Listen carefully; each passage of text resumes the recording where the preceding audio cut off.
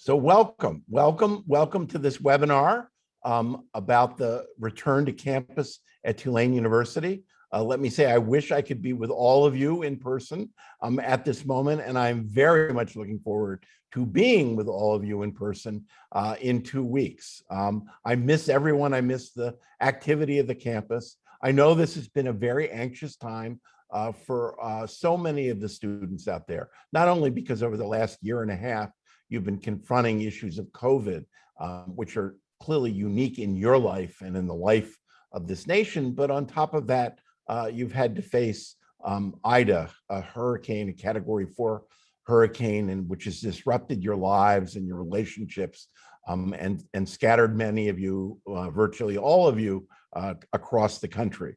I just want to say, I recognize the anxiety that produces, and you should recognize it in yourself and reach out to classmates, friends, and family at a time like this. It's never been more important than now. Let me also say how much I have admired the students at Tulane University through this process, and thank you for all that you've done. You've really responded to this magnificently, and I want to thank you for the notes that you sent me and others about your desire to come back to campus. I also want to thank you for how well you handled this. When I was in the LBC and students were sleeping there in the night during the storm, I've never seen more collaboration and support for each other. And then, of course, the next day after the storm, you had to evacuate to Houston, loading the buses in a caravan, 37 buses back and forth to Houston. Again, the level of support for one another, the good cheer, the camaraderie, it was really inspiring to me. And it says everything, I think, about Tulane University. And I literally can't wait to have you all back. Let me also note the staff at Tulane University that had done an extraordinary job during this period. And they were there, campus services, before the storm, after the storm, really working above and beyond to bring this campus back to life, working 24 hours a day, student services in the same sense, working with students, traveling to Houston, supporting students in Houston and remotely across the country, Sodexo workers sleeping on campus and providing food for everybody throughout the province. I can't say enough about everything the entire Tulane community has done to respond to this. And you'll see on this call a number of the leadership who've been working around the clock to make sure Tulane is back and back with energy in 2 weeks. Moving forward, I think this is going to be an incredible period for us. But the bottom line, literally, is that we will be bringing students back on campus in 2 weeks and starting on-ground classes on the 27th of September. Online classes will begin next Monday for a week and a half. And this is a much more accelerated schedule than we thought even a week and a half ago when we heard the first reports about the expectations of loss of power in New Orleans. So I think this is a good news story. A lot of hard work's gone into getting us to this place. A lot of things that we'll still be doing over the next week and a half. But I want to thank all of the Tulane community for really stepping up to the plate for the institution and each other at this time. So what happened? Of course, we were facing Ida, which was a Category 4 hurricane, which is a very severe hurricane. And it was hit Louisiana and actually hit the Northeast as well, causing real destruction across Louisiana and serious flooding in the Northeast. New Orleans itself was on the outer bands of the hurricane, and we got 85-mile-an-hour winds as a result of that. It's sort of the equivalent of a Category 1. We did not have serious flooding in New Orleans, a consequence of the levee system that was put in place and really protected us through this. There was much more flooding, obviously, in the rest of Louisiana and flooding in the Northeast. We did have a lot of wind, as I suggested, and that wind, most importantly, caused a electric tower, transmission tower, to fall into the Mississippi River. And that single failure cut off power to all of New Orleans. And literally a week and a half ago, right after the storm, we were told that it was likely power would be out for 4 to 6 weeks in New Orleans as a result of this. As a result of that information and expectations, we immediately decided it was important to evacuate the campus, which Brian Johnson oversaw, and he's on this call to talk about that process. But with 37 buses and more over 2 days, we evacuated 2,500 students, undergrads, graduate students on campus, off campus. When there were places, we evacuated other people from New Orleans to Houston, a true caravan. And that was overseen as well by Erica Woodley, Dean of Students, who's in Houston as we speak, working with the students. A majority of those students then left Houston, flew out around the country, though some stayed international students who didn't have a place to go, as well as some New Orleans or Louisiana students who didn't have a place to go home to. And then some students migrated to Houston after that because they'd evacuated to other parts of the country, and they moved to Houston as sort of a place to wait. Now, that was a week and a half ago when we started that evacuation, and expecting a long period without power in New Orleans. Events have been positive since then, in that power was only out in New Orleans for 12 days, where we're back up to 95% power in the city. Now, that isn't to say it doesn't flicker at times, and there aren't lots of challenges, and certainly challenges outside of New Orleans. But the main takeaway is that for the most part, power is back in New Orleans. Connectivity is expected to be fully returned by this week. And food is now streaming into grocery stores. Gas stations have gas. You don't have to wait in lines, and the cleanup has occurred across the city. Now, these changes have led some academic institutions to announce that they're coming back very quickly. The K-12 schools in New Orleans, for the most part, announced that they will be coming back over the next week, as early as the next week. And other universities in New Orleans have said they are intending to bring students back next week as well. Tulane is in a somewhat different position than these schools for a number of reasons. First of all, as we say, we have one of, if not the most, national student body in the country. So students are scattered across the United States and the world.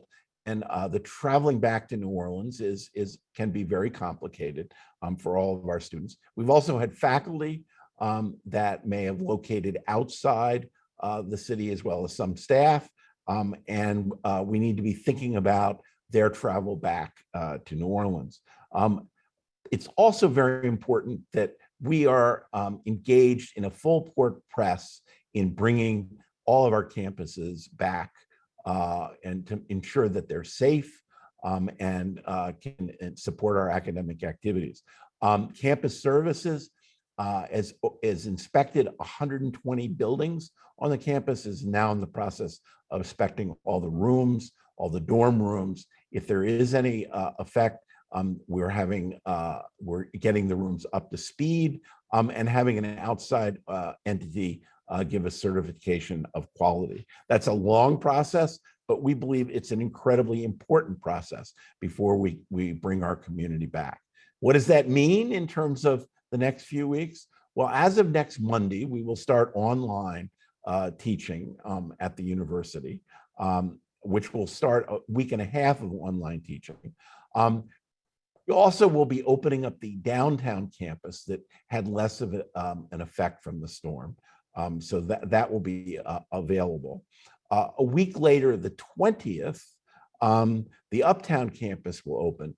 Online teaching will continue for 3 days from the 20th to the 22nd. And then students will be accelerating the fall break, and students can come back and move back into the dorms on the 24th, the 25th, and the 26th. And then classes would resume on ground on the 27th. Needless to say, a lot of hard work has gone and will go into making sure that when we open the dorms, when we open the classrooms, when we open the offices, it's a certification of safety for everyone within the community. We're going to make a number of accommodations because we understand, this is the norm about coming back on ground, but there may be individual situations where students and faculty and staff can't meet that given the impact this storm has had on them.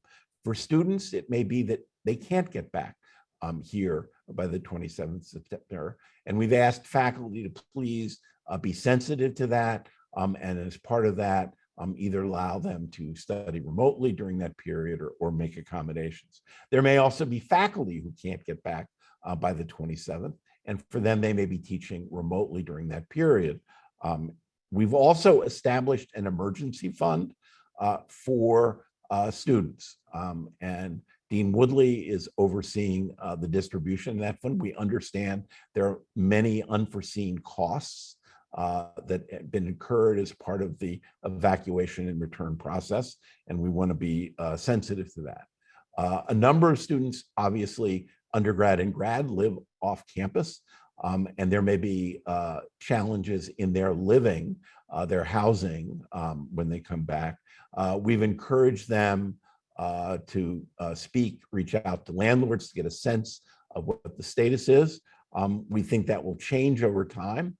But in situations where literally they can't move back into their former residences, we've set up sort of a board, a matching system where landlords who do have availability can link up with students at Tulane University who, because of the storm, need to find residential placement for themselves, sort of a matching.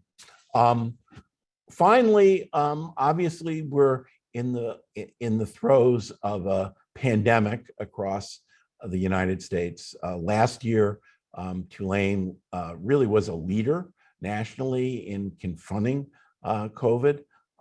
We're now in a position where we're bringing everyone back after they've been around the country. And so we want to make sure and maintain the health and safety of the community from COVID. So we are asking all students before they come back to be tested and have a negative test. And then when they return to the campus, we will be doing true universal testing of the community when everyone comes back, and are actually setting up a new testing site. Again, this is critically important to protecting everyone as part of the community. The takeaway here is, I think, that we're looking at a week and a half of online learning, but after that, we want to bring everyone back to the campus and launch a semester of on-ground education. We've heard from so many of you how important it is to be in New Orleans, to be with your classmates, to be in classes and learning at Tulane University, and we want to facilitate that and support that. The semester will look very much like a normal semester, although obviously there will be a week and a half of online learning as part of that. But the success of our ability to come back is really due to all the people on this call who I'm about to introduce you to, and literally hundreds of others supporting them and you as part of the university. So with that, I want to turn this over to 4 people who will make presentations to talk about their area and then answer questions from the whole group. The presentations will be by Patrick Norton, who's the COO, who oversees the operations of the university and obviously the campus. Robin Forman, the provost, who oversees the academic program of the university, who's been the impresario of a lot of the academic changes in response to these events. Dean Erica Woodley, Dean of Students, who has been deeply involved in supporting students, not only in New Orleans, but in Houston after this event. Scott Timms, who's head of campus health, who is going to talk about the testing program at the university. We also have on the call several other people who can answer questions about a variety of issues of how we're responding to these events. Laura Osteen, I hope you would raise your hand Laura Osteen, Assistant Vice President for Campus Life. Mike Cunningham, who is Associate Provost for Graduate and Postdoctoral Studies, who oversees graduate students at the university. Lee Ham, who is Senior Vice President for Health Sciences, Dean of the School of Medicine, who can talk to the issues of COVID and the surge around the country in the pandemic. Brian Johnson, who's Assistant Vice President for Campus Operations, who oversaw the caravans going to Houston. Randy Phillipson, who Randy has overseen literally the campus transformation and getting it back up to speed. So we obviously have a strong group of people who can answer questions about everything. But first, a few more presentations about how we got where we are and where we're going, starting with Patrick Norton. All right, thanks, President Fitz. So yeah, I just want to first acknowledge the work of individuals during the planning process, through the event itself, through the evacuation, and now in the recovery. I mean, there are hundreds of people behind the scenes, whether it be Tulane staff or certainly all the contractors, and I'll talk about that in a moment, that are on ground now to bring our campus back in a safe way, right? So we got to remember the storm was 12 days ago, literally 12 days ago. We evacuated a couple of days after. So when and by the way, we planned for this, right? So we plan for this every year. Last year, we had 7 named storms in the middle of dealing with COVID. Obviously, we had COVID again this year we're dealing with, and then we had a storm, as the president described, that hit Louisiana and of course impacted New Orleans. And as he said, it was a wind event and it was a power outage event. It was not a flooding event. I want everybody to understand that. You know, flooding was not the issue in the city of New Orleans. It was power. So the event happened as was described, and we made a very quick decision to evacuate the remaining students from our campus, and that was because of the power. The power is out.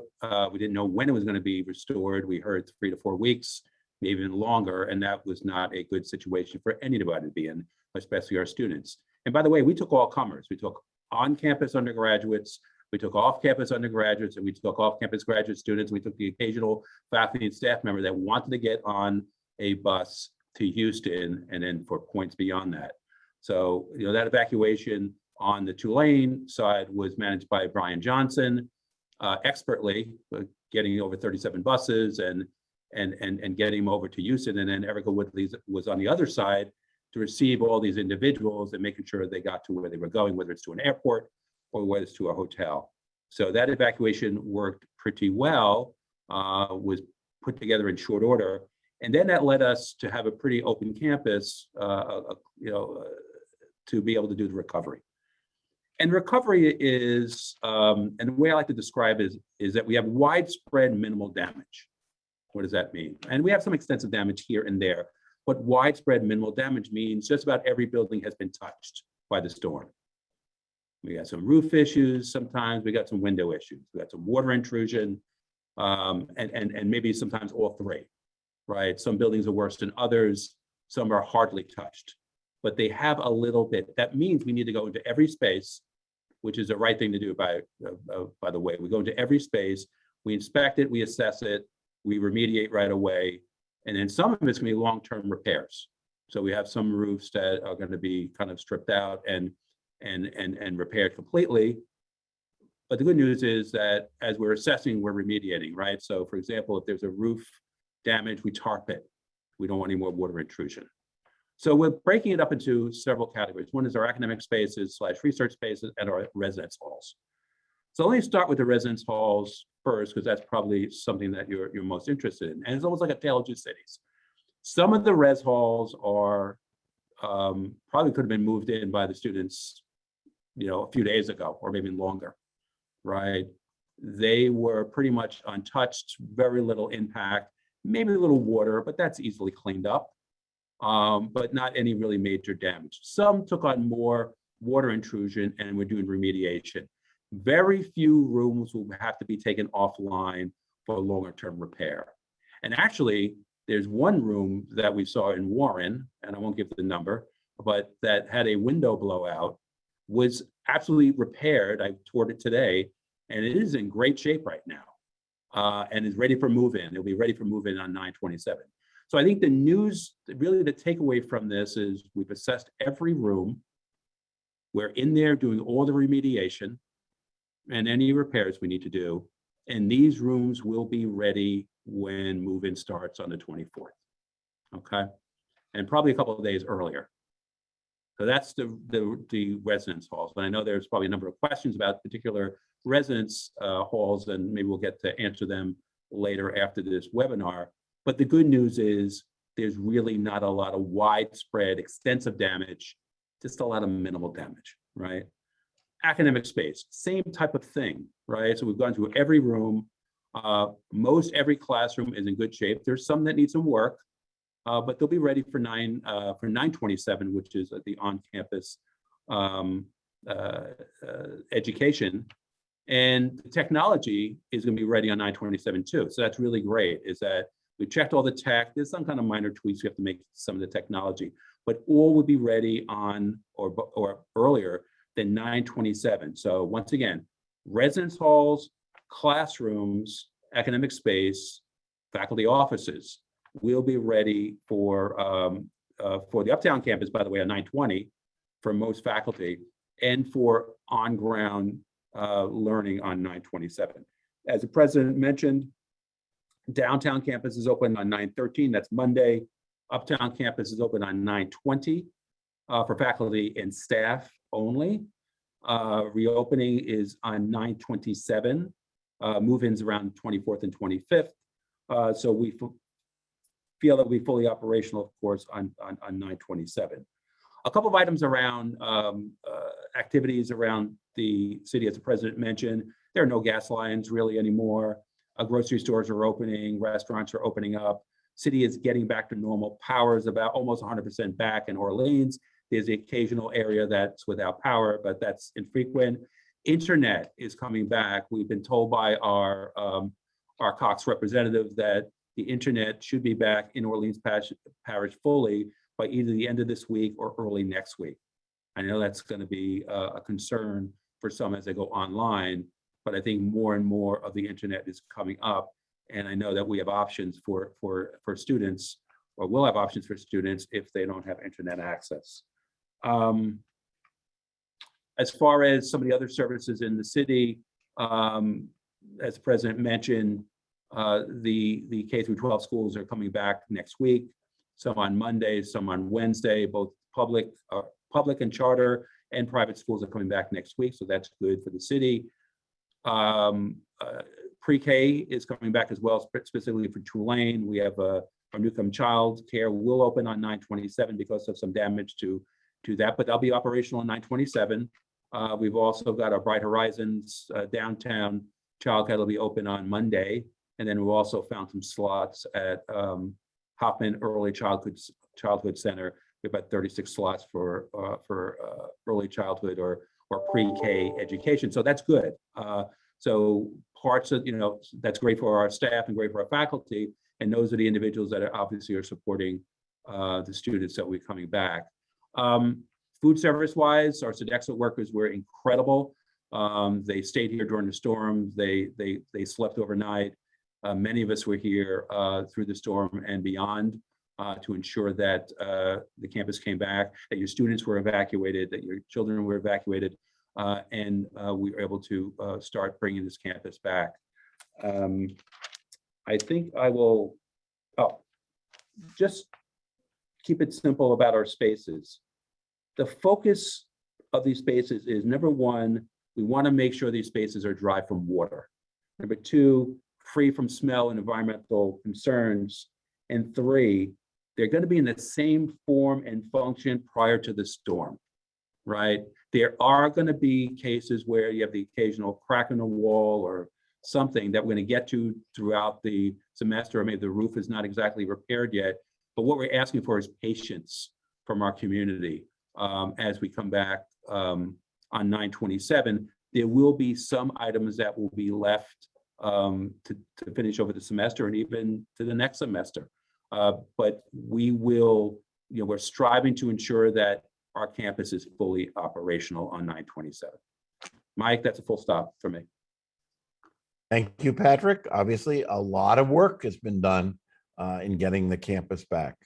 With that, I'll turn it to Robin Forman, who's overseen all the academic changes. Yeah, thank you, President Pitts. So Mike already covered, as did Patrick, some of the changes to the calendar. So I don't want to repeat too much of what was said, but let me just go through three major topics. The first one is pretty short, and that is that all the deadlines within the semester that might matter to students or their parents have been pushed back 2 weeks because of the 2 weeks of closure. So that includes deadlines for withdrawing with full tuition, for changing a grade from a letter grade to satisfactory, unsatisfactory, to adding and dropping classes. If something occurred, if a deadline occurred after the 4th week of classes in the original calendar, because of the 2 weeks off, we pushed it 2 weeks back, and it will occur after the 4th week of classes in the new calendar. So hopefully that will work out well.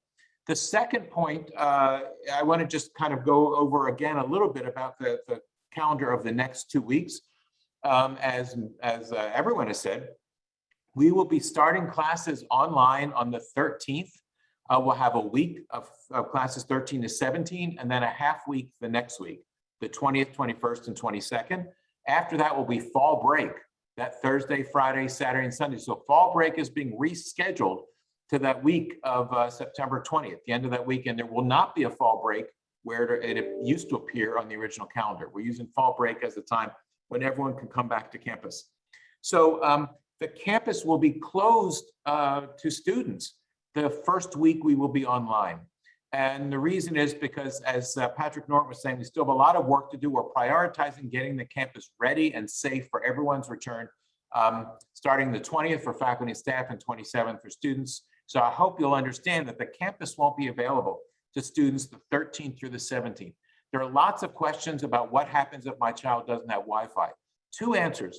One is, as Patrick said, Cox has assured us that all of Orleans Parish, Cox, by the way, if you're not familiar, is our primary Wi-Fi provider in this community, that everyone will have Wi-Fi connectivity in Orleans Parish by the end of the weekend, was their phrase, or shortly thereafter. So hopefully, there won't be many would still have that condition on Monday, but we're also in the process of identifying spaces, not on the Uptown campus, though that's going to be closed to students.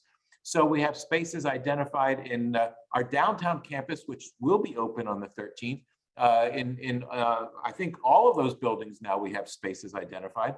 And we're looking at some spaces off campus, both kind of downtown and in this community, the Uptown, near the Uptown campus, but off campus in some of our partner organizations. And I don't want to guess which ones they'll be, but you'll get a message at some point. I may guess and then put Erica on the spot if they don't work out. But anyway, there will be options for students. But again, hopefully there will be connectivity and you won't need them. I will say, as just to emphasize, as President Pitts already said, we're hoping everyone who can come back by September 27th and teach and learn in person can do so. Some faculty won't be able to make it or won't be able to make it without incurring major expenses. We don't think very many. I met with the deans just about 2 hours ago to ask them. They don't think very many faculty will be away, but they will be teaching their classes online. And so students may have 1 or 2 classes online for 2 weeks, more weeks. It won't be a majority. In fact, as Patrick was saying, the local grade schools have all opened up, so our staff and faculty are returning, and the community is really, coming back together here in New Orleans. But the same is also true of students. Some students won't be able to get back by September 27th. They will be offered all flexibility. The guarantee is they will not suffer any academic disadvantage if they're not here. And the faculty member, there'll be different ways of being accommodated depending on whatever works best for the class. I will say you are absolutely expected to be here, faculty and students, on October 11th, 2 weeks after that date of September 27th. And at that point, there are no more kind of guaranteed accommodations. If you have any issues after that, you'll have to work with your faculty. But for those 2 weeks from September 27th to October 11th, if you can't get here, we'll make accommodations. But again, I strongly encourage you to try to do so.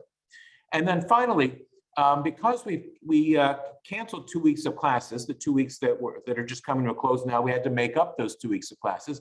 And by the way, that's not our choice. Those are the rules set by the federal government for offering credit hours. If you're going to offer 3 credit hours for a course, you have to have a certain number of learning hours associated with the class. And so we've added classes at the end of the semester by canceling finals period and teaching through that period. There were some questions in the Q&A about this. So let me, but I think the fact that the questions are pointing in both directions so that we kind of hit it right. Some people are worried that we didn't stretch it out enough and there's too much material going to be crammed in at the end. And some people worried that we stretched it out too long. So I think maybe that means we got it right. But some faculty will have the option of offering final exams in the last class or 2 of the semester. If they have to create learning activities outside of the classroom, they may have to offer other learning hours outside of the classroom to cover all the material. If they're going to take up classes to do final exams, that's a possibility. Papers and projects may be due on the 22nd with classes ending the 21st. So there are a couple questions. What if we already have plans? There aren't many students who already have plans, but there are some, and you'll have to work with your faculty. Everyone in this semester, everyone is prepared to be flexible and understanding. And there was one question, does online mean asynchronous? And it may, on a rare occasion, but that is the exception. Online, in most cases, means the faculty do their absolute best to recreate a classroom setting online, which means conversation, it means question and answer, it means whatever kind of engagement they would have had in the classroom. It's not equivalent when you're online, but the goal is to create something that's of equal value for both faculty member and students. So we've got our faculty, I will say, working really hard with the new calendar to create really interesting, engaging, challenging, exciting classes for our students. I see them working around campus. I'm getting lots of questions from the faculty. What can they do? I think it's going to be a really interesting, exciting, unusual semester. And so I appreciate everyone's kind of support and look forward to seeing you back on campus when you get here on the 27th. Thank you, Robin. As you can see, Robin has been working literally around the clock to create a full semester at Tulane University. Some a week and a half online, but the rest of the semester will literally look like any other semester at Tulane University. And there's nobody who enjoys curricular development more than Provost Robin Forman. So with that, I'll turn it over to Erica Woodley, who is among the panelists, the only person, I guess, actually, though, with Laura Osteen, who's in Houston as we speak, who oversaw the evacuation to Houston, slept in the LBC through the storm with the students, and is now overseeing, I guess, close to 1,000 students who are in Houston. So I'll turn it over to Erica. That's why I look so youthful. I've had a lot of rest. We are, I want to talk about three things that I think are pretty important, and then I'll try to keep it short so you guys can ask the questions that you have. The first thing is, here in Houston, we have around about 1,000 students still, and I'm really grateful that we've been able to provide this opportunity for our students who are international and from Southeast Louisiana or otherwise just don't have situations that they can return to safely and comfortably. So this has been a big undertaking, but I think it highlights what it means to be part of this community. And we've had people from Houston alumni and friends of Tulane come out to really help support these students. And it's been really great to see at a time when, things are kind of chaotic. It's nice to know that you have good support from kind of everywhere. The next thing is the off-campus housing situation. I know a lot of folks are really nervous about this. And I would ask that if you have a student who lives off campus, that they check in with their landlord if they're not aware of the status of their property, but that they fill out the survey that I sent earlier this week. This is sort of how we're connecting with those students. So if your student said that their place is uninhabitable, someone from Student Affairs is reaching out to them to help kind of plan forward. And I think that looks a lot different based on what the situation is for your particular student. And so, it's really important. The way they get into our system is by filling out that survey. So if they don't have it in their email, you can reach out to me and I'll send it to them or send it to you. But it's really, that's the sort of gateway to this. And then, I think the next part is, I wish we had, some giant apartment complex we could put everybody in, but that's not the reality. So we're trying to find solutions that best meet the needs of each individual student. I think the sort of like the theme of last year was patience. We're going to ask that the theme of this year is also patience with us. We're doing a lot of things and trying to support our students as best we can, but there are going to be bumps, and we need, we kind of need everybody on board to help us get through this with some sanity. So we are, those calls I think started today. So if your student filled out the survey and hasn't been called, don't worry, we're getting to them, and they'll be called probably early next week at the latest. And if they haven't filled out the survey, have them do that. Relative to emergency aid, we have granted over 1,000 requests for aid, and the processing time typically from the time that you submit it has been about 5 days before you have the money. Holidays have messed that up a bit, but I want to just underscore the purpose of this fund, which has been, we are so grateful to the people, again, parents, friends of Tulane, alumni who've donated to our emergency fund specifically for hurricane relief, because because of that, we've been able to get students who really need, funding for food and kind of basic necessities, that money really quickly. So that is an option. I think I've had a lot of students ask about kind of multiple funding opportunities, and we have to be at some point discerning about what is an emergency versus what isn't an emergency. And so, we're getting to that point now. But if you have expenses, or you're unable to get back, or you have kind of unexpected things that come up, let us know. Fill out the form, and we'll talk you through it. And again, the lag time is around 5 days before you get a response, and then the money comes a day or two after that. So we're processing those as soon as we can. And at this point, over 1,000 students have received emergency aid. And I think that's it. Yeah, that's it. 3 things. Hey, Erica, can I just add one thing to your point about the emergency aid? And that is, Sure. there's also FEMA assistance available as well, and we need to push that out to them. And that deadline is growing short. I think it's the 12th of September for the emergency assistance for evacuation and other supplies. So we need to push that out, right, Erica? Yeah, I think it was in the thing I sent to off-campus students, but we'll send it out again, probably in the communication that we send out this weekend about study spaces or internet spaces around uptown and downtown. But there are two things that I think students are eligible for. One is like evacuation assistance for the actual act of evacuating, and then one is hotel assistance. But there's some interesting caveats to that. But I would certainly agree with Patrick that you should pursue that. Thank you, Erica.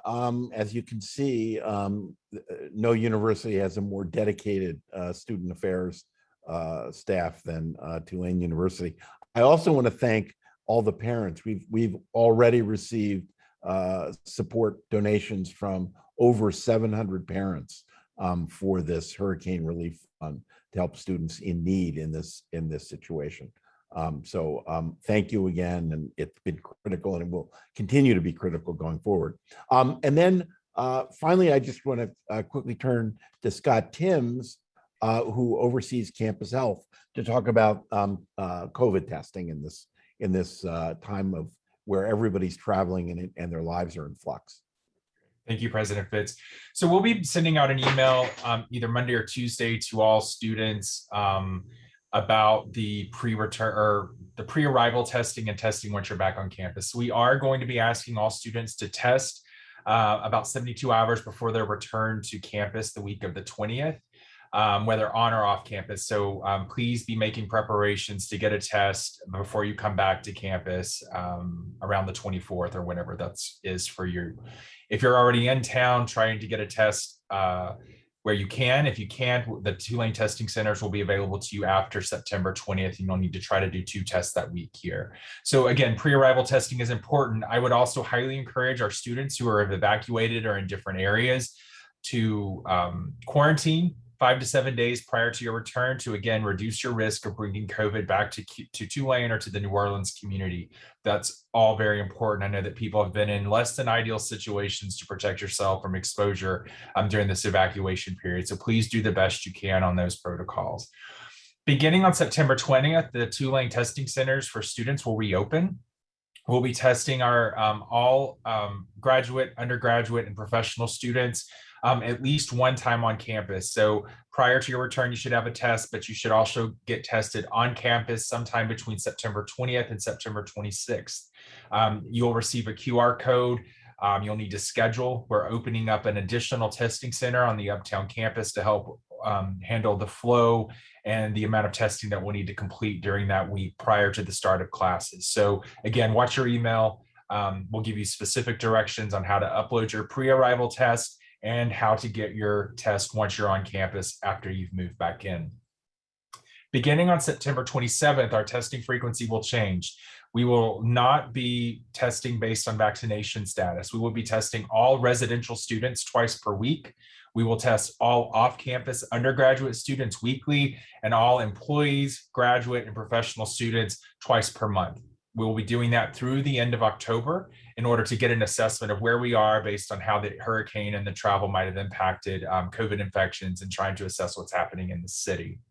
A couple of things that I would also ask people to consider: if you are symptomatic where you are now or prior to return, get a test. Please don't wait till you get here to figure out what you're going to do if you're dealing with that.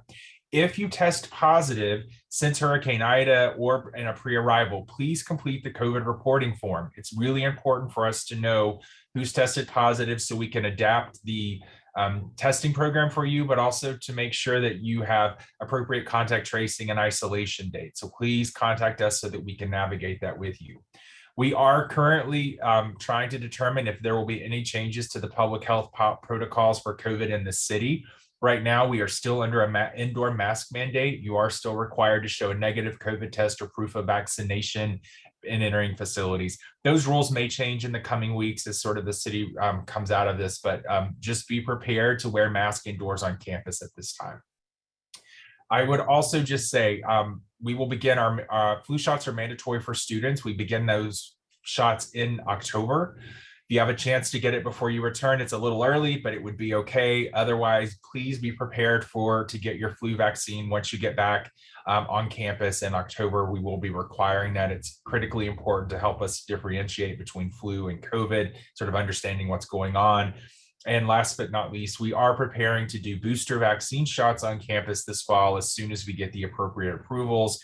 We will have mass vaccine clinics on campus available for students as well. So lots coming, lots of information in the email. So please watch for the campus health updates that are coming out starting Tuesday and Wednesday. Thank you. Thank you, Scott. You can see why we were such a leader in testing and COVID last year. Thank you. With that, I will quickly turn it over to Carrie Stockwell, who is from the president's office, who will be taking questions for our panel. Thank you. Dr. Ham, I think this first question is for you. Can you give an overview of the state of COVID-19 in New Orleans? New Orleans, just before the hurricane, was coming out of a peak. It was on the downside of a peak. It was early in the downside, but that has continued over the past 2 weeks, by all indications. It's a little hard to tell because testing in the city has been disrupted, obviously. So it's hard to tell from that. But from hospitalizations, which is a very good indicator, they've been going down in the region, in the entire region, and in the state as a whole. And they're about at half of where they were at the peak, which was about 2 to 3 weeks ago. So that's very good. I also will hasten to add 2 things. One is the intense vaccination that's been done, that we've got such good vaccination rates across the campus, well above 90% in both students, faculty, and staff. So that provides an additional layer of protection. And the third is the extensive testing that Scott just described. So really a lot of things that really cover COVID. Great. Our next question is regarding campus life. What plans does the university have to provide the student body with some sort of relief mid-semester? Will all planned activities move forward as planned, or will there be any pivots?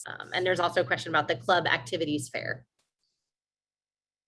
I can kick us off, and if there's specific pieces, invite colleagues to jump in. Yes, we look forward to welcoming you back to in-person classes and in-person life of the campus. We look forward to the community of Tulane and its thrivingness. We will do the Activity Expo. We will have student orgs meeting once again. We will have programs and events, lectures and concerts. The life of the campus will come back as we all re-engage with one another.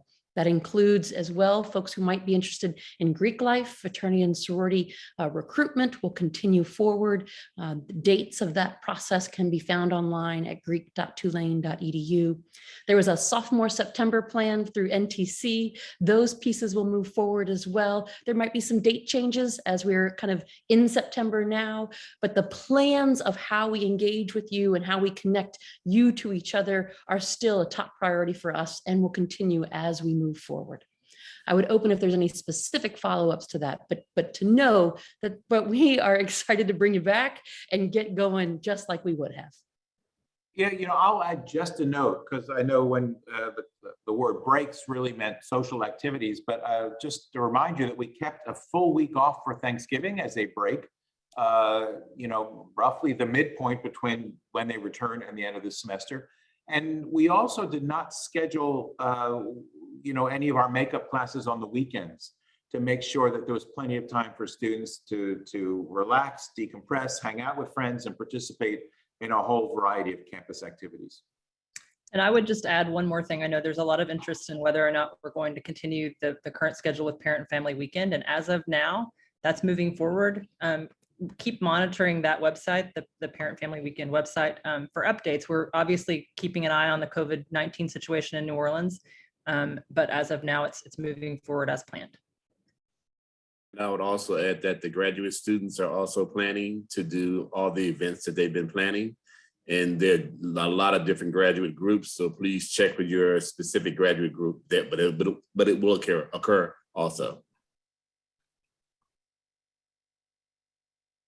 As a follow-up to your comments about graduate students, does the academic calendar, those changes apply to graduate and professional students as well? Or should they be looking for guidance from individual schools? It definitely applies to graduate students. Sometimes the medical school and the law school is on a different schedule. And so I would check with those specific programs. But for the PhD and the master's students, it's the same schedule as undergrad.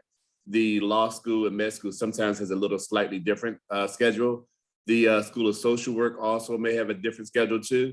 But for the majority of the grad programs, but for the professional programs, check with your academic school. Yeah, actually, medicine and law have, when the university announced the new calendar, law on the same day announced their calendar, and it was different, and medicine is also different. We have some questions about the residence halls. This one says, how will we know the status of our students' dorm room before their return to campus? And can you comment on the restoration replacement process of student items that might have been damaged? Yeah, so if your student's room was severely damaged or the contents were severely damaged, we will contact you. I'll say it again, as I said in my remarks, we're not seeing severe damage to these rooms. We're seeing minimal damage, and wherever there is some water intrusion, we are remediating it, and all rooms will be not only remediated or repaired before move-in. They will be certified by a third party that they're safe to be in, and that, you know, we're going to be doing water monitoring, et cetera. So I'm pretty comfortable that we're not going to see much of that. Now, with that said, we have, 4,000 beds, over 2,000 rooms. If your student comes back and there's something amiss, please contact us, and we'll in short order get on top of it. But not, once again, if it's severely damaged and it's just maybe a handful of rooms like that, we will reach out to you. So if you haven't heard from us, or you don't hear from us, things are pretty good for you. Patrick, I think it's important to point out. Patrick, I'd like to add, we've seen very little personal property damage in the rooms. Most of the damage has been a result of, a window, et cetera, but we've seen very little personal property damage. So as Patrick stated, that just to add that caveat as well. So I think that's important. Randy, go ahead. We also have conditioned the spaces. We have maintained constant airflow to prevent the growth. I know that was some concern by many. So as long as we've had power, we've had either temporary or permanent air conditioning running throughout to ensure the appropriate conditions. We had a question about the crane. It reads, even though the crane ended up being okay, not toppling, its presence is a problem. What is the timetable for that construction project? Also, will there be additional on-campus housing available next year? Okay, so let me take the crane first. So the crane actually can withstand sustained winds of 140 miles an hour. It's certified for that. So we were pretty confident that, first of all, we weren't getting those winds, and the crane would be solid and standing and stable. But out of an overabundance of caution, we wanted to move the students from the surrounding res halls over to the LBC, and we did that, right? And we did that. So I went out there with Randy Phillipson that evening in tropical storm gusts and wanted to see the crane for myself, put eyes on it, and it did not move under tropical storm winds. And of course, we raced back to our bunker here at Building 85. And then, at the end of the day, I think it moved maybe 10 degrees. So we were very confident that it was going to withstand it. But once again, overabundance of caution. That crane's coming down in the spring. So the crane is down in the spring. Our housing project will be completed in the July-August timeframe, in time for next fall opening. We are getting the crane inspected again. Yeah, thanks. Before the students return to campus. In fact, it's scheduled for inspection on Monday by both the manufacturer and then a third-party inspector as well, to ensure its safety before anybody returns. And it's being inspected on Monday because we want the construction crews back on Monday to continue the work on our housing project, so we can hit our deadline of July and August. Full stop. I know people were worried about the crane, but I've never heard more affection for an inanimate object in my life than I've heard for the crane. So there were a lot of people out there rooting for the crane. And we'll miss it when it's gone. Another question about housing. We have several questions asking for off-campus students, assuming their housing is in good condition, when should they return to New Orleans? You know, that's a tricky one, right? I mean, the Uptown campus is not opening up till the 20th, but you know, students aren't really returning to in residence until they move in the 24th and 25th. So we're still trying to clean our campus up. So yeah, I mean, off campus is off campus, but there's not going to be a lot of services to be had on our campus until on-campus education happens on the 27th. So just be mindful of that as you try to make your way back to New Orleans for the off-campus students. Erica, do you want to add anything? Okay. The Uptown campus is literally closed from the 13th to the 20th. It is open after the 20th. Am I correct? So that it is available, but people. Yeah, but need not to for understand. students, Mike, not for students until the move-in, which is the 24th, 25th. Okay, all right. I mean, it's, yeah. I think the difference is by the 20th, we'll have more staff on the ground. So if your off-campus student comes back that week, I feel a little more confident about the kind of support we could give them if something came up. So I would definitely agree with Patrick's idea of delaying a bit the return for off-campus students. We have a question about the COVID tests. Is the university requiring PCR tests, or will rapid tests be accepted? We prefer a PCR, but we will take whatever test you're able to get at your location. And Another question, are COVID vaccines required? COVID vaccines are required for students. They should have already reported that through the portal. That was required and effective. They should have done it by July 15th. Can I just emphasize that point? The answer is yes, yes, yes. COVID vaccines are required. There are possibilities for exceptions for medical reasons, religious reasons, philosophical reasons, but you must absolutely report your status, whether you're asking for an exemption or not. And if you haven't reported your status, there's a very good chance just before Ida, you had your registration blocked and your card swipe turned off, and that will continue. You will find yourself kind of struggling at moments if you haven't reported your status. So please let us know. Carrie, they might also be asking if we're requiring the booster shot as well. We have not formally made that a requirement for the booster, but I think that is likely the case for students that we would require the booster. Although that's not been a formal decision, but I think it will be the case. So. We have some questions about the end of the semester. First, when is the move out date for on-campus students in December? Well, as always, you know, you can move out when your academic work is done, and it can happen at different times, but the last day of classes will be December 21st, but some projects and papers may be due the 22nd. So basically move out day will be the 22nd and 23rd this semester will be the main move out days. A question about shuttles. Will there be shuttles from the airport back to campus for the students? Also, will the uptown downtown shuttle service resume when students return? Brian, that's you. Shuttles will be stood up on September 20th, and then we'll have them operating as soon as possible. They're in Houston now with Erica and that team helping out there, but they're en route back next week. So yes, we will be stood up on the 20th with shuttles and transportation. Okay, I think we can fit in one more question, and it's about mail and packages. What is the status of mail and packages and delivery during this period? That's you, Brian.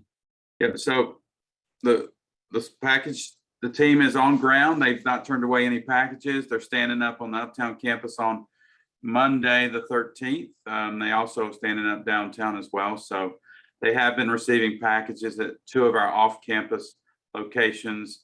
To note, FedEx, UPS, and those major carriers are just now ramping up their deliveries in New Orleans. There's been quite the pause in the shipping stream of packages, but we've not missed any. And they have quite a few that we held through the storm in safekeeping that we'll be delivering as well. So we should be fully ready to go by the 13th and ramped up by the 20th. Okay, we have a lot of questions we weren't able to get to, but we are updating the Q&A section on the Forward Together website, tulane.edu/forward. President Fitz? Well, thank you, Carrie. Thank you for moderating this. Let me again emphasize that we will put up answers to the frequently asked questions. So if we didn't have a chance to answer your question, you should be able to get an answer, see it up on the web. Let me also say, I want to again thank everybody who has been part of this panel. And Michael Cunningham, Scott Timms, Brian Johnson, Erica Woodley, Robin Forman, Lee Ham, Laura Osteen, Randy Phillips, and Patrick Norton. This is an incredible group of people who've been working literally 24 hours a day since the storm hit. Completely dedicated to you and to Tulane, and as I think responded from my perspective magnificently. It's a very difficult situation, obviously dealing with a lot of different intricate problems, but as you can see, the lodestar for all of this is the health, the safety, and the education of our community, and that I think is what makes Tulane such an incredible, unique institution. Once again, I can't wait until you're all back. I'm speaking to the students, not the parents. Can't wait to see the parents at Parents Student Weekend. But with that, I just want to thank you all. Please stay safe, stay well, and know that we miss you and will be ecstatic to invite you back to the campus for classes on ground on the 27th. Thank you all.